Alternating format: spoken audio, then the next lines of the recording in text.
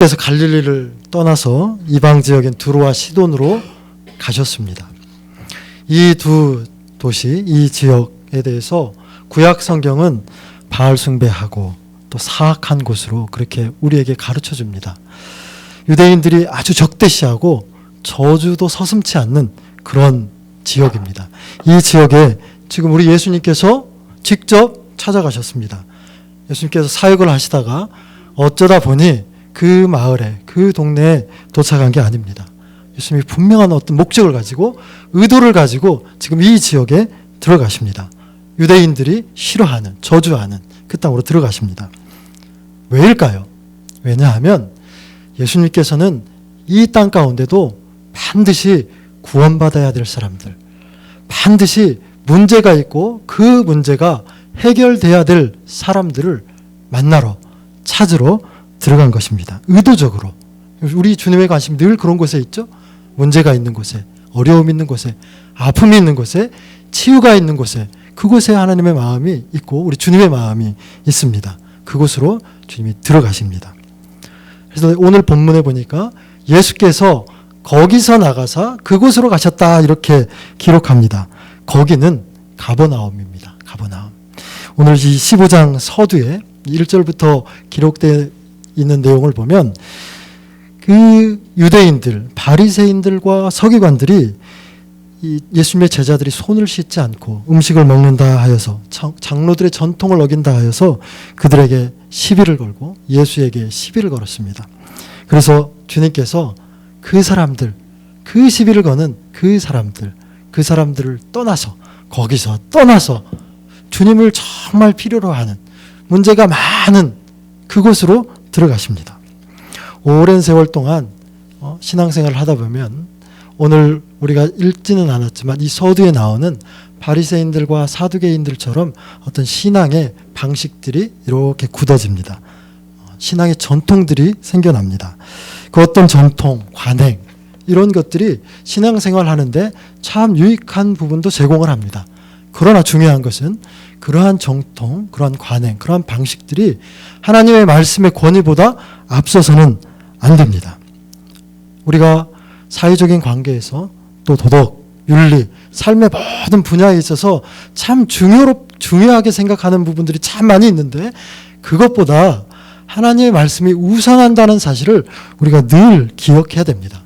이 말씀의 우선성을 놓쳐버리면, 말씀의 본질을 놓쳐버리면 이 바리새인과 사두개인이 그랬던 것처럼 예수님 앞에 그러한 오류를 범하고 맙니다. 예수님이 그들을 떠납니다. 그들을 떠나서 그들이 저주하는, 그들이 싫어하는 이 두로와 시돈 지역으로 들어가게 되는 겁니다. 여러분, 사람들은 참 경계짓기 좋아하죠. 참 경계짓기 좋아합니다. 우리도 그렇고 저도 그렇습니다. 어떠한 방식이든지 어떠한 이유에서든지 참 경계를 참 많이 짚습니다. 무리를 많이 짓죠. 나누기를 참 좋아합니다. 국가 간에, 인종 간에, 또 지역 간에, 또 때로는 학벌로, 또 종교로, 또 직군으로, 여러 가지로, 성격으로도 그렇고 여러 가지로 이렇게 무리를 짓고 경계를 짚니다. 여러 가지 경계를 짓는 원인들이 많이 있지만 그 중에 가장 주요한 원인을 꼽으라 하면 그것이 나에게 유익한가? 그 무리가 나와 관계가 있는가? 나에게 어떤 이익이 되는가? 이러한 것들이 경계를 짓는 대원칙, 가장 중요한 이유 중에 하나입니다. 그래서 우리 사람들은 그러한 이유를 가지고 경계를 이렇게 짓습니다. 그리고 자신들이 지어놓은 이 경계를 가지고 타인들이 그 안으로 들어오는 것을 꺼려합니다. 내가 그 밖으로 나가는 것도 싫어하죠. 그 경계 안에서 스스로를 보호하려고 합니다. 결론을 먼저 말씀드리면 우리가 지어놓은 이 경계를 넘어가야 됩니다. 경계를 나아가야 됩니다. 벗어나야 됩니다. 머물러 있어서는 안 됩니다. 내가 지은 이 경계 안에서 내가 내 스스로를 우리는 보호할 힘이 조금도 없습니다. 나아가야 됩니다. 머물러 있는다면 그 어리석은 일입니다. 말씀의 권위 앞에서 우리가 깨뜨려져야 될 부분들이 있다면 그것을 우리가 깨뜨릴 수 있도록 내 안에 가두어 놓은, 내가 스스로 정해놓은 그 경계들을 벗어나야 됩니다. 나가야 됩니다. 하나님 말씀 듣는 거에 방해가 되는 모든 것들 넘어서야 됩니다. 그렇지만 바리새인과 사두개인이 그러하지 않았죠. 자신들이 경계에 지어놓은 것 그거 넘어가려 하지 않았습니다. 그래서 예수님 그들 떠나가셨습니다. 마음이 통하지 않습니다. 말이 통하지 않습니다. 생각이 통하지 않습니다. 그들 훌쩍 떠나갑니다. 그리고 찾아간 곳이 이 땅이죠. 아무렇지도 않게 그 땅에 가서 문제투성이인 한 사람을 만납니다. 어느 한 여인, 어느 가련한 여인을 만납니다. 이 여인이 가나안 여인이다. 이렇게 오늘 본문에 표현되어 있습니다. 예수님께서 의도적으로 분명한 목적을 가지고 그 땅에 들어간 건 이 가나안 여인을 만나기 위함입니다. 다른 복음서에는 이 가나안 여인을 수로보니게 여인 이렇게 다르게 표현합니다. 근데 마태만 유독 가나안 여인이다 이렇게 쓰고 있는데 마태는 이 여인이 유대인들에게 원수된 자들의 후손, 또 그가 반드시 예수가 필요한 사람, 천박하고 저주받은 그러한 민족으로 구분된 경계에 지어진 사람이지만 반드시 예수가 필요한 사람이라는 것을 드러내기 위해서 이 가나안 여인이란 단어를 사용하고 있습니다. 여러분, 주님께서 하늘에서 이 땅 가운데 오신 것도 경계를 허문 겁니다. 왜요? 하나님의 사랑하는 자녀들을 구원하시기 위해서. 예수께서 유대인들의 무리를 떠나서 가나안 땅으로 가 가나안 여인을 만난 것도 경계를 허문 겁니다. 왜요?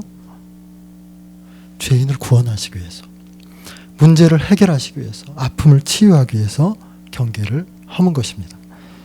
이 가나안 여인, 주님이 자신의 동네에 왔다는 소식을 듣고 어땠을까요? 이 여인은 참 많은 소식을 들었을 겁니다. 그동안에 주님이 하셨던 하늘나라의 사역들을 소문으로 듣고 내가 그 주님 만나면 내게 있는 이 문제들도 해결될 수 있겠지. 간절한 마음으로 기다렸겠죠. 그래서 문제를 안고 주님께 달려갑니다. 경계를 넘어서 자신의 마을로 찾아온 예수님을 만나려고 그 문제를 껴안고 막 달려갑니다. 달려가면서 소리를 칩니다. 소리를 치며 다윗의 자손 예수여 나를 좀 만나 주십시오. 소리를 지르며 나아갑니다. 그런데 예수님을 만납니까? 만나지 못합니다. 그 앞에 또 다른 장애가 다 가로막고 있습니다. 또 다른 장애가 뭡니까? 사람들입니다. 사람들. 수없이 많은 사람들이 예수님 앞에 몰려들어서 이 여인이 예수님에게로 한 발짝도 나아가지 못합니다.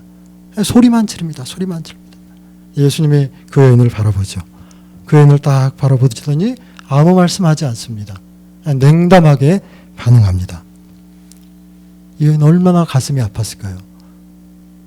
하늘나라의 그 온갖 놀라운 사역들을 다 하시면서 정말 놀라운 기적들을 베푸셨던 예수, 가난한 자, 병든 자, 소외된 자들을 만나면서 그렇게 그들을 치유하고 회복하고 사랑으로 감싸 안으셨던 예수가 자신 앞에 나타났는데 자신도 만나줄 거라 기대했는데 만나주지 않습니다. 대답도 하지 않습니다. 얼마나 많이 마음이 답답했을까요? 내가 어떻게 주님을 만나러 왔는데 하나님, 예수님 나에게 응답을 안다니, 나를 이렇게 들은성만성하다니 얼마나 마음이 아팠을까요? 여러분, 신앙생활 하시면서 이런 경우 없습니까? 내가 얼마나 많이 공을 들였는데, 내가 얼마나 많이 애썼는데, 내가 얼마나 많이 나 자신을 포기하고 주님께 드렸는데, 교회에 헌신했는데, 애썼는데 왜 내 문제는 그대로 있지? 하나님 왜 응답하지 않지? 왜 나는 여전히 그대로지? 이렇게 실망하고 이렇게 주저앉은 경우 참 많이 있지 않습니까? 저도 참 많이 있습니다. 그러나 여러분, 믿음의 가장 중요한 부분 중에 하나는 믿음은 인내로서 완성되어 간다는 겁니다.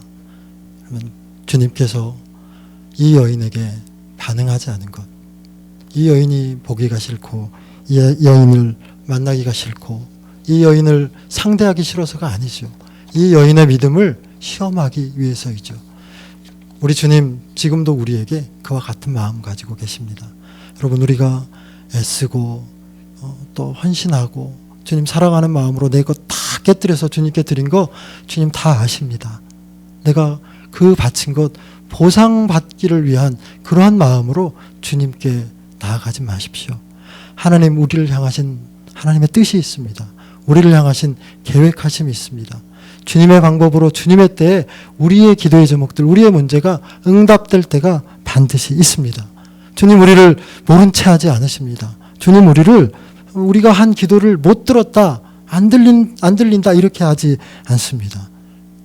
여전히 주님 우리 가운데 오시고 우리의 문제에 관심을 기울이시고 우리의 그 문제를 주님의 방법으로 해결하기 위해서 주님 큰 마음으로 우리 곁에 계심을 믿으시기를 바랍니다. 이 여인이 이 사람들 앞에 가로막혀 있는 주님 만나는 이 장애를 극복하고 또 소리를 지르고 또 나아가는데 또 하나의 장애가 딱 생깁니다. 그게 뭡니까? 그 제자들입니다. 제자들. 오늘 제자들이 23절에 이렇게 말합니다. 그 여자가 우리 뒤에서 소리를 지르오니 그를 보내소서. 이렇게 말합니다. 예수님께. 귀찮다 이겁니다. 예수님, 저 여인이 지금 저렇게 소리를 지르고 저렇게 하는데 예수님 빨리 저 사람 만나고 빨리 보내십시오. 귀찮고 성가십니다. 미친 것 같습니다. 제정신이 아닌 것 같습니다. 저 사람이 우리와 다른 것 같습니다. 제발 좀 대충 좀 이렇게 말씀하셔서 좀 보내십시오. 이렇게 밀어냅니다. 적극적으로. 여러분 정말 많은 경우에 우리가 주님을 만나러 교회에 오기 전에 사람만 만나다 가는 경우가 참 많이 있습니다. 그래서 교회에 와서 사람만 만나고 가서 예수님 전혀 경험하지 못하고 가서 시험에 빠지는 경우 참 많이 있습니다. 예배드리러 와서 사람만 만나고 가서 하나님 경험하지 못하고 신앙이 자라지 못하고 열매 맺지 못하는 경우 참 많이 있습니다. 사람 때문에. 다른 복음서에 보면 이 친구들이 중풍병자에 걸린 친구를 4명의 친구들이 예수님께 데리고 가기 위해서 예수님께 나아갔는데 사람들이 너무 많아서 가로막혀 있어서 지붕을 뚫어서 이렇게 위에서 내립니다. 그래서 주님 앞에 딱 그 자신 친구를 그렇게 내려놓습니다. 그래서 예수님께서 그 친구를 치유하시죠. 왜 지붕을 뜯었겠습니까? 사람 때문입니다. 사람 때문에. 우리가 다 같은 마음으로 주님 만나러 왔지만 우리와 더불어서 주님 만나기를 소원하는 그 누군가, 혹시 내가 그 사람들이 주님 앞에 나온 것을 방해하고 있지는 않은지 한번 돌이켜 봤으면 좋겠습니다. 우리도 역시 주님을 만나러 왔고 나와 생각이 다르고 모양이 다르고 뭔가 경계진 구분되어진 무언가 다른 부분에 있는 사람들도 똑같이 주님이 필요해서 주님 만나러 왔는데 내가 그 사람의 길을, 그 사람의 신앙생활을 막고 방해하고 있지 않은지 그런 부분을 우리가 좀 생각해 봤으면 좋겠습니다. 이런 얘기 있습니다. 사람 보고 교회 다니냐, 하나님 보고 교회 다니지, 이런 이야기 참 많이 듣죠. 참 맞는 이야기입니다. 맞는 이야기지만 그러나 또 한편 참 틀린 이야기입니다. 교회 하나님 만나러 오는 곳 맞습니다. 그러나 사람들이 함께한 모임이기에 사람 만나는 곳이기도 합니다. 우리가 우리의 모습들을 말씀 앞에 늘 비춰보아서 나를 통해서 누군가 하나님 만나는 일에 유익하게 쓰임받게끔 돼야지, 나를 통해서 누군가 하나님 만나는 일에 실패하고 좌절하고 시험받게 하는 일로 내가 사용돼서는 안 됩니다. 어쨌거나 이 가나안 여인, 사람들에 막혀 있어서도 주님의 냉담한 반응에도 제자들의 그 적극적인 그 밀어냄에도 이 여인 달려갑니다. 주님께 나아갑니다. 끝까지. 목적은 하나입니다. 내가 반드시 예수를 만나야 하는 그 목적은 바로 내가 주님을 만나야 내 문제가 해결될 것이다라고 하는 그러한 확실한 신뢰 때문입니다. 그리고 드디어 주님을 만나게 됩니다. 주 앞에 딱 엎드립니다. 그리고 이 여인 말하죠. 주님, 저를 도와주십시오. 저를 도와주십시오. 우리 주님 뭐라고 말씀하십니까? 자녀의 떡을 취해서 개들에게 던짐이 마땅하지 않다, 이렇게 말씀하시죠. 참 충격적인 이야기를 합니다. 너에게 줄 것이 없다. 너한테 아무것도 줄 거 없다. 정말 철저한 무시, 거절, 외면, 그 여인한테 합니다. 이 세 번째 장애를 만납니다. 주님에게서. 이 여인 마음이 더 무너져 내렸을 것입니다. 너무나 황당하고 당황스러운 경우입니다. 전혀 기대하지 않았던, 생각하지 않았던 반응을 이 여인이 경험하고 어떤 마음이 있겠습니까? 그럼에도 불구하고 이 여인 지혜롭게 주님께 이렇게 말합니다.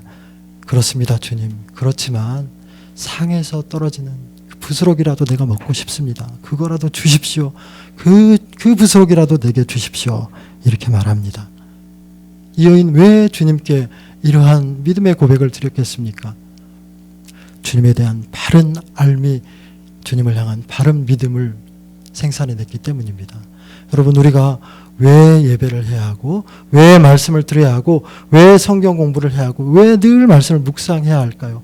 하나님에 대한 바른 알미, 우리 가운데 바른 믿음으로 나타나기 때문입니다.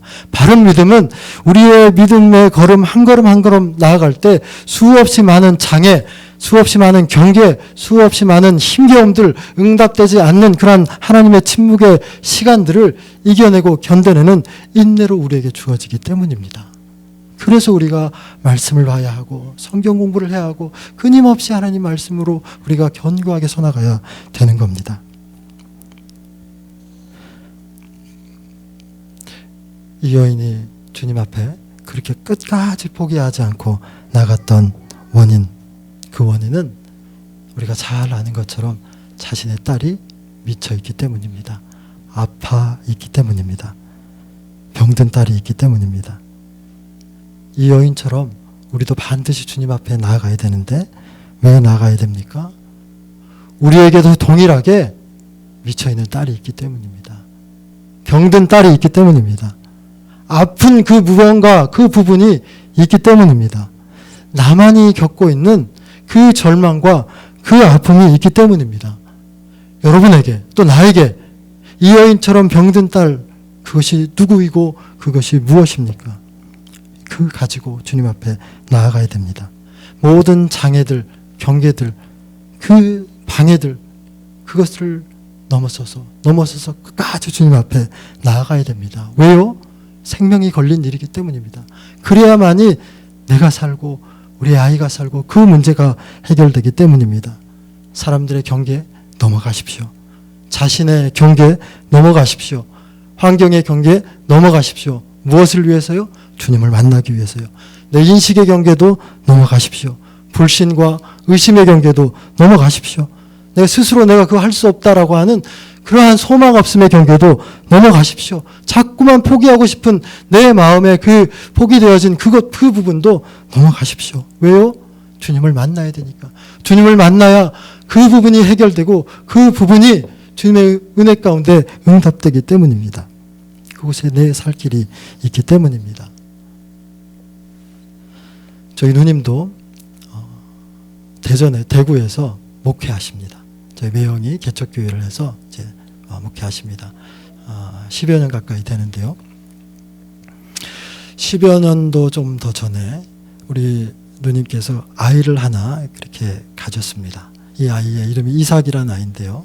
건강하였던 아이가 출산하면서 그 유도분만제라는 거, 그걸 좀 과다하게 병원에서 투여를 해서 그 아이가 이 소아마비로 어떻게 그렇게 나오게 됐습니다.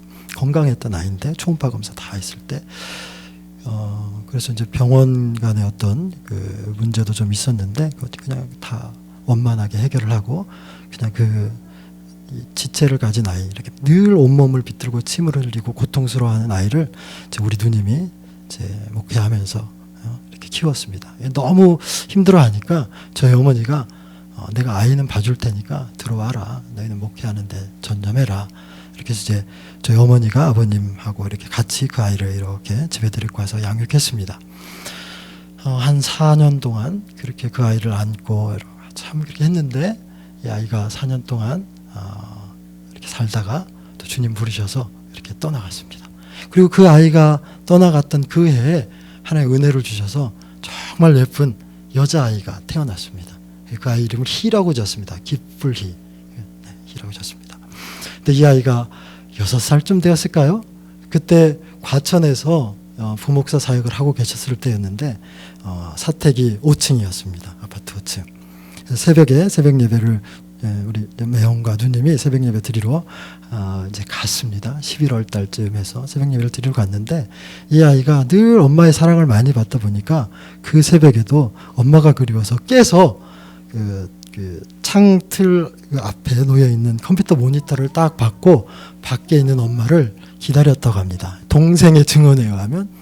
그래서 지나가는 사람들마다 엄마 이렇게 했다고 합니다. 근데 모니터가 이렇게 머리가 휘어지지 않습니까? 그래서 누군가 엄마 같은 사람이 지나갔던 모양이에요. 그래서 갑자기 엄마 하더니 툭 떨어졌답니다. 이 동생의 증언입니다. 툭. 그리고 나서 저에게 전화가 왔습니다. 병원에 한번 가봐라. 병원에 막 달려갔어요.